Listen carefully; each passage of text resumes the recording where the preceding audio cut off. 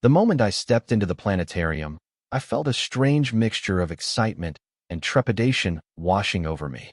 The air was cool and still, with that distinctive scent that all planetariums seem to have, a blend of carpet cleaner and anticipation. The lobby buzzed with quiet conversation as our group of friends gathered near the entrance. I remember fidgeting with my ticket, folding and unfolding its edge as we waited for the doors to open.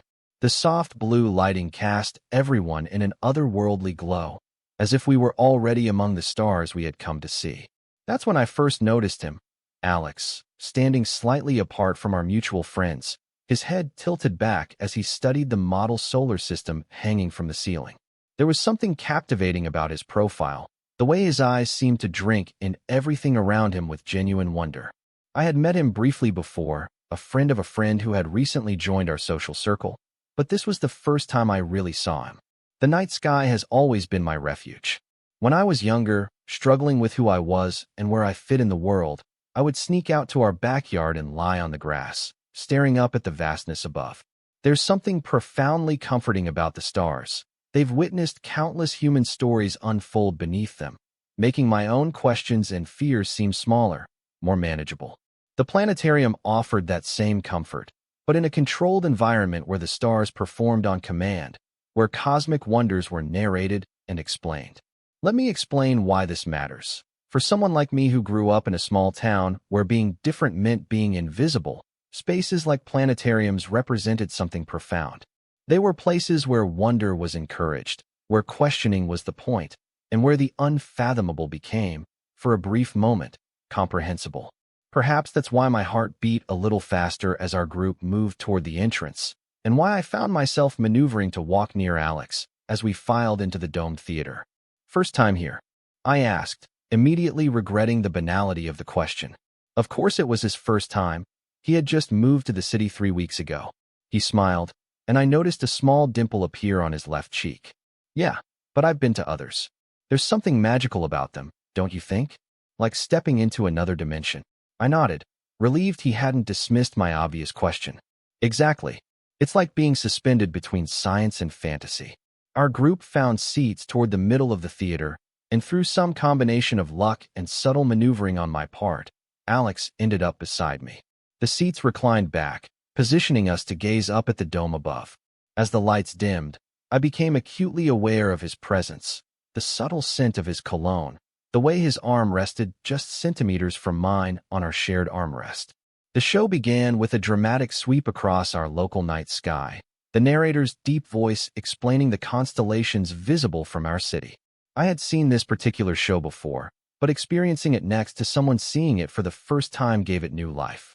I stole glances at Alex's face, illuminated by the projected stars, watching his expressions shift from interest to awe as the presentation moved beyond our atmosphere and into deep space.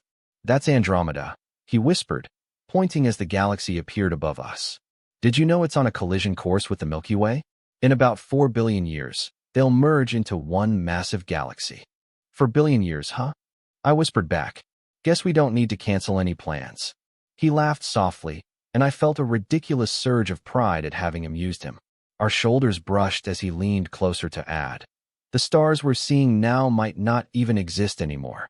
The light takes so long to reach us that we're basically looking at ghosts." There was something intimate about sharing these cosmic facts in hushed tones, our faces tilted toward the artificial sky. Around us, our friends were equally entranced, but I felt as though Alex and I had created our own little universe within the larger one being projected above. As the presentation continued, we traveled through the solar system, witnessing the storms of Jupiter and the rings of Saturn in spectacular detail. The narrator explained how insignificant Earth was in the grand scheme of things, a tiny blood in an incomprehensibly vast universe. Yet paradoxically, I had never felt more significant than in that moment, sitting next to someone who made the universe seem both larger and smaller simultaneously. You might wonder why I remember this particular planetarium visit so vividly when I'd been to many before. The truth is, it wasn't the celestial display that made it memorable. It was the terrestrial connection forming beside me. As we journeyed through nebulae and star clusters, I became increasingly aware that Alex's attention was drifting. not out of boredom, but because he kept glancing at me instead of at the cosmic wonders above. The first time I caught him looking, he quickly returned his gaze to the dome, a slight flush visible even in the dim light. The second time, he held my gaze for a beat longer before a supernova explosion drew our attention upward again. By the third time, something had shifted between us, an unspoken acknowledgement that perhaps we were both there for more than just the stars. Halfway through the show, the presentation focused on black holes, those mysterious cosmic entities from which nothing, not even light, can escape. The narrator explained their immense gravitational pull, how they bend space and time around them. I couldn't help but feel a parallel to the pull I felt toward Alex, a force equally mysterious and seemingly beyond my control. It's kind of terrifying, I whispered as the visualization showed matter being stretched and pulled into the void. I think it's beautiful, he replied, his voice so close to my ear that I could feel his breath. Something so powerful it alters reality around it. Our eyes met again, and this time neither of us looked away immediately. The stars continued their dance above us, but they seemed to fade into the background as I focused on the flecks of gold in his irises, visible even in the low light. There was a question in his expression, or perhaps I was projecting my own uncertainty onto him. The moment was broken when the presentation shifted to a time-lapse of the night sky, stars wheeling overhead as the Earth rotated. Alex returned his attention to the show, but something had changed.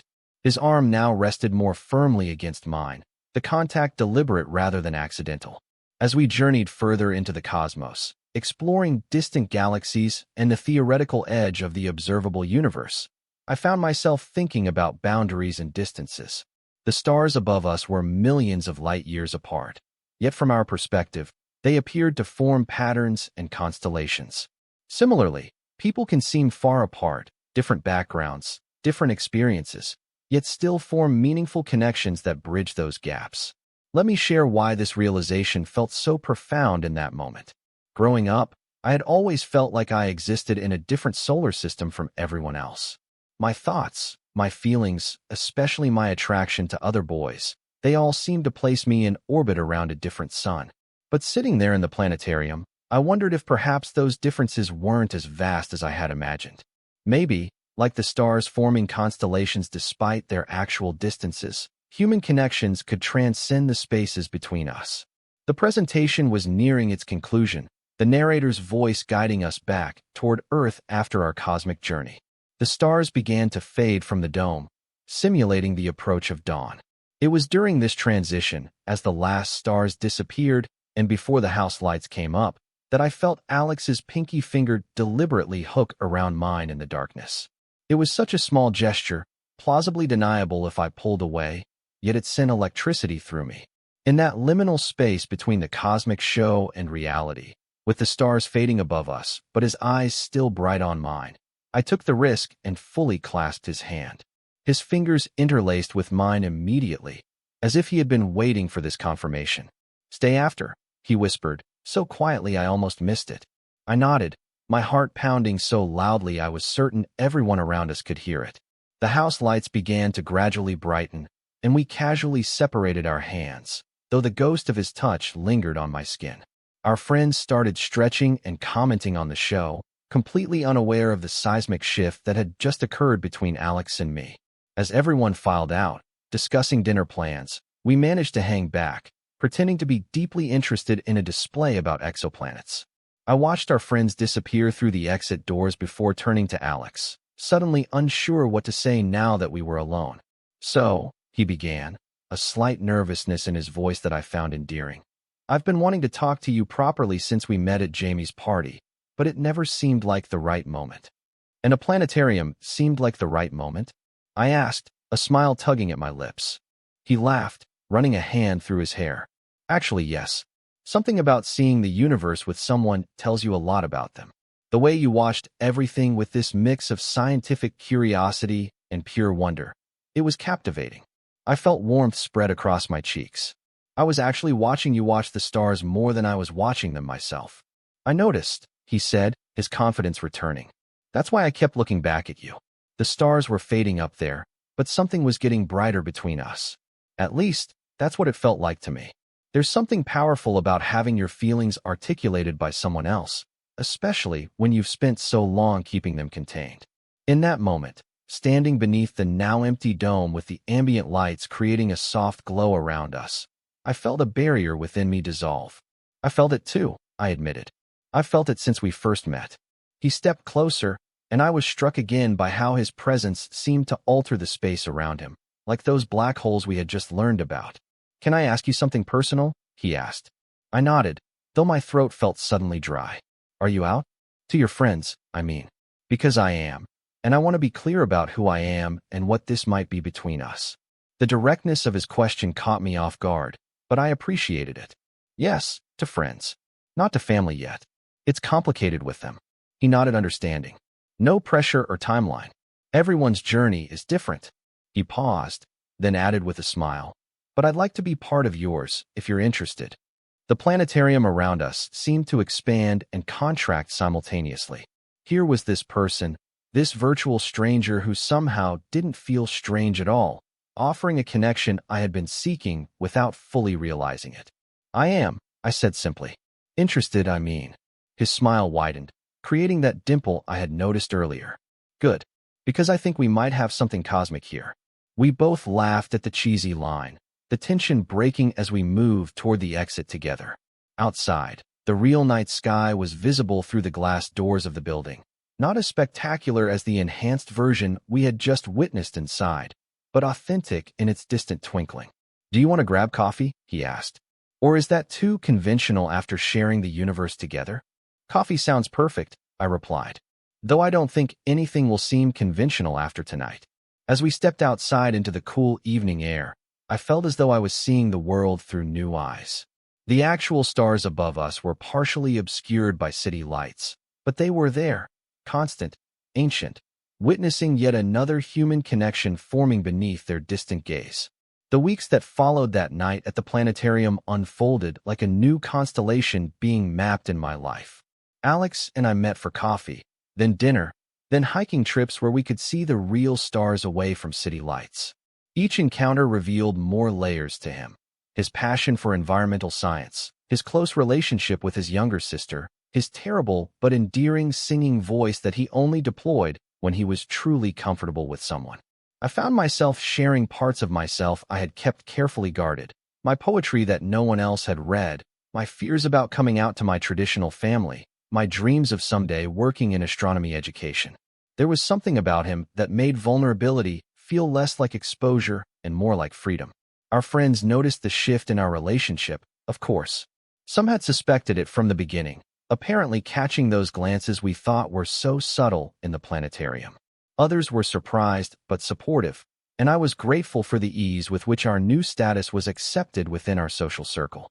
3 months after that night under the artificial stars, we returned to the planetarium for a special meteor shower presentation. As we settled into our seats, reclining back to gaze at the dome above, I felt Alex's hand find mine immediately. No hesitation or secrecy this time. "Remember when we were last in the planetarium?" he whispered as the lights began to dim. "The stars were fading while your eyes stayed bright on me." I turned to him, surprised by his poetic observation. "I was just thinking the same thing about you." He squeezed my hand as the show began, the dome above us transforming into a perfect simulation of that night sky. As meteors began to streak across the artificial heavens, I reflected on how much had changed since our last visit. The universe above remained vast and largely unchanged, but my own world had expanded in ways I couldn't have imagined. Perhaps that's the most profound lesson I took from that night at the planetarium, that in an incomprehensibly large universe, where stars are born and die over billions of years, individual connections between people might seem insignificant. But in reality, they're the most significant thing we experience. The stars may fade, both in planetarium shows and eventually in reality, but the light they create continues traveling through space, affecting everything it touches. Similarly, connections between people create ripples that extend far beyond the initial moment of contact.